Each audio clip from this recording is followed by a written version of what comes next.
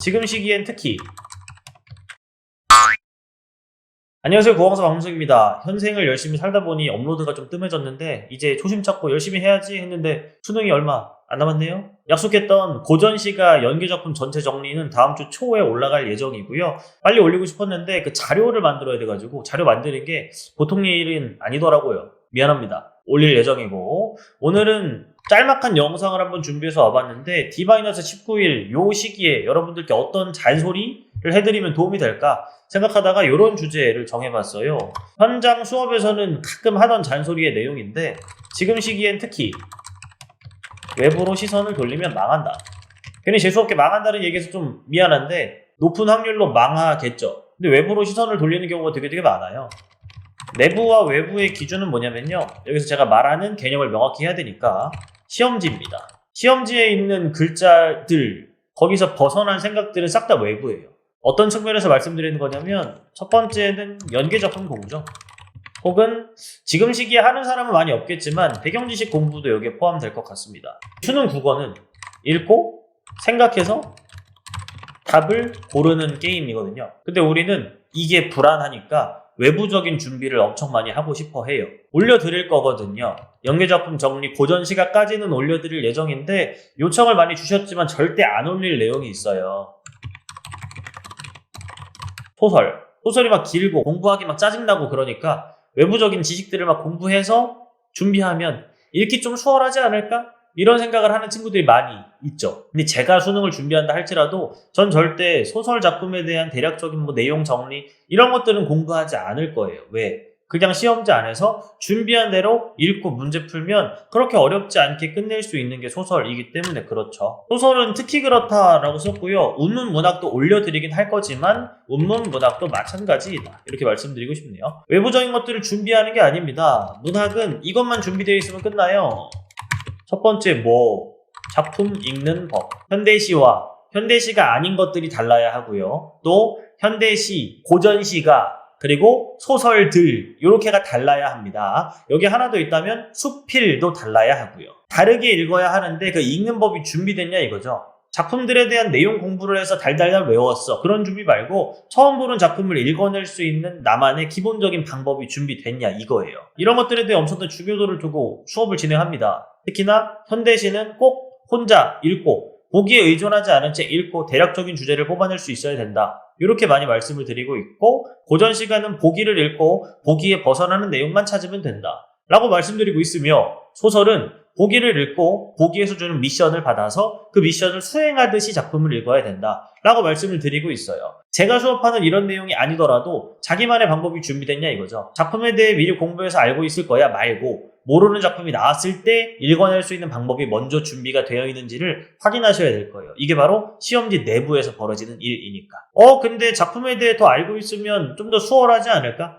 딱 그 수월하다는 말이 정확합니다. 알고 있고 내부에서의 행동을 퉁치는 개념이 아니라 내부에서 행동은 그대로 하는데 외부적인 지식이 도와주는 느낌이 되어야 해요. 그 말은 도움이 없어도 할 수 있는 상태가 되어 있다면 연기작품 공부는 우선순위를 좀 뒤로 미룬 채 사실은 안 해도 되는 공부로 만들 수 있다는 거죠. 시간이 남으면 하세요. 도움은 결국 될 테니까. 근데 그것만 붙잡고 있는 그런 외부로 시선을 돌린 문학 영역에 대한 대비는 좋은 결과를 보기 어려울 것이다. 이런 말씀을 드리는 거죠. 작품 읽는 법 있다면 이제 두 번째 이것만 준비하면 끝나요.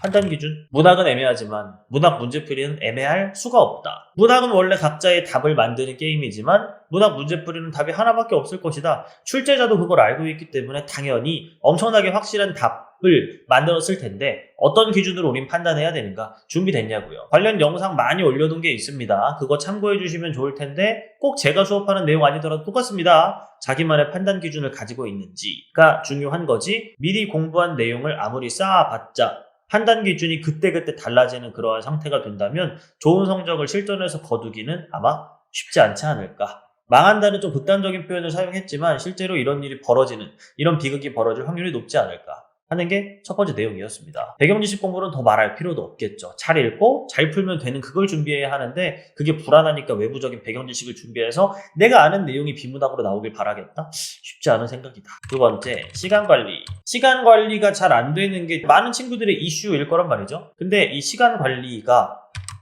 외부적인 방법으로 절대 해결되지 않는 이 내용입니다. 그럼 시간 관리를 그럼 대체 지금 어떻게 해결해야 되는데, 외부적인 방법이라면 이걸 먼저 정하는 거 뭐 도움될 수 있겠죠? 거래거 정하기 혹은 문제풀이 순서 최적화하기 있을 거예요. 근데 이거 말고 그 이후에 이루어지는 시간을 줄이는 방법이 더 있지 않을까 하는 디테일한 그런 과정들에 대한 생각은 실제로 뭐 큰 성과를 거두기 어려울 수 있다, 이런 말씀을 드리는 거죠. 이걸 먼저 하는 건 인정이에요. 근데 이게 이제 내부적인 시험지 안에서 벌어지는 그런 일들에 대한 나의 성찰과 나의 조정인데요. 내 풀이 과정 중 시간이 낭비되는 순간 점검하기. 낭비만 안 되면 시간은 줄일 수 있을 거잖아요. 그 낭비되는 순간을 내가 나를 들여다보고 점검하는 작업을 지금 해주셔야 돼요. 외부적인 방법이 나의 지금 문제를 해결해 줄 수 있을 거야 라는 생각에 시간도 얼마 안 남았는데 외부적인 방법을 찾아 헤매는 그런 건 여러분들의 수능 성적에 절대 긍정적인 도움을 주지 못합니다.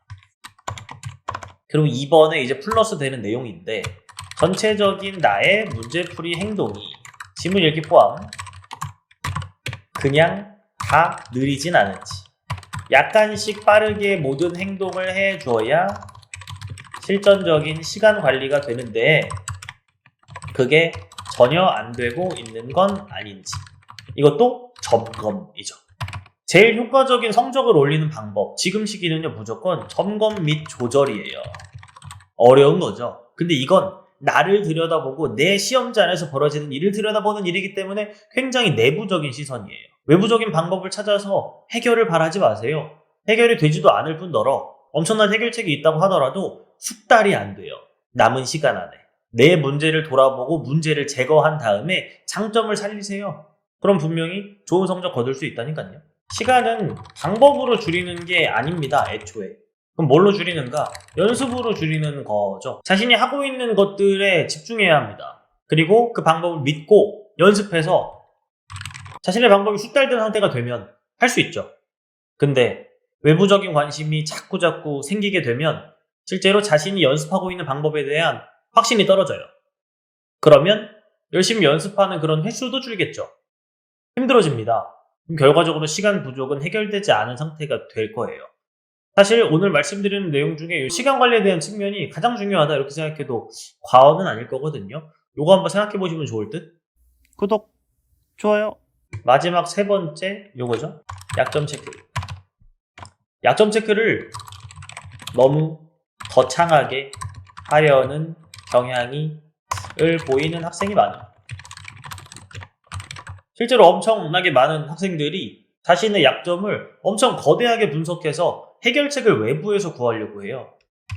나는 이러이러한 제재가 약하다. 법지문, 과학지문, 경제지문 이런 것들이 약하다 라는 생각으로 어떻게 해야 해결할 수 있지? 하고 외부적인 해결책을 또 찾아요. 나는 이러이러한 영역이 약하다. 또 똑같이 어떻게 해야 해결할 수 있지? 외부적인 해결책을 찾는 거죠. 뭐부터 잘못됐냐면 이 원인 파악부터가 잘못됐어요. 외부로 시선을 돌리게 되는 이유는 나의 오류와 문제를 크게 유형화할 수 있다고 믿기 때문에 이런 문제가 벌어지는 거예요. 크게 유형화하는 분석은요, 전문가들이 하는 거예요. 그리고 여러분들의 사례가 쌓였을 때 그걸 공통점을 찾아서 결과적인 분석을 한 사람만이 여러분들의 오류와 실수, 이런 문제들, 이런 걸 유형화해서 큰 틀에서 말할 수 있죠. 근데 스스로 그냥 난 이런 것 같아 라는 짐작을 바탕으로 스스로를 크게 유형화한다? 아예 도움이 안 돼요. 그럼 어떻게 하라는 것인가? 그냥 그 문제를 그 순간에 틀린 이유를 말할 땐 보통 잔소리를 이렇게 말하죠.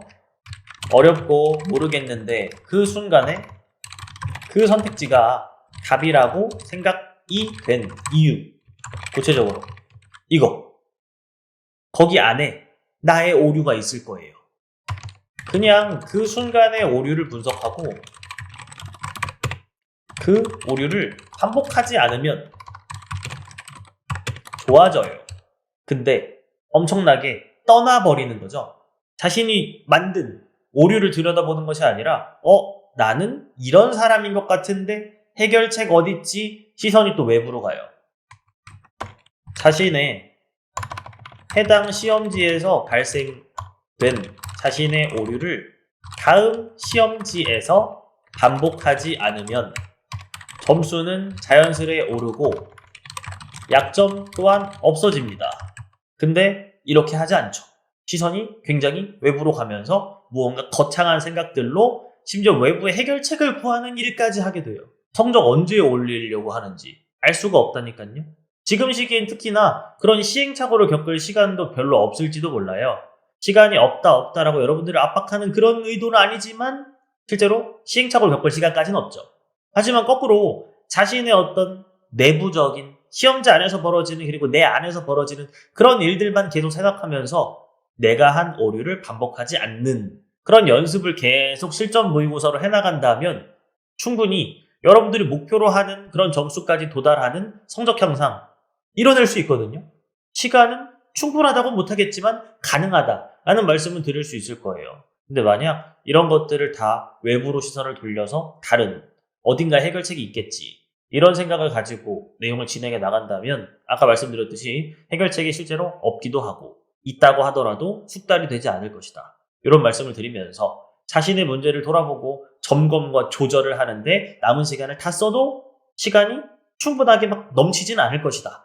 효과적으로 시간을 쓰려면 외부적인 시선 돌림, 이건 좀 방지할 필요가 있지 않을까 까지 잔소리를 하면서 영상 마무리하겠습니다. 안녕.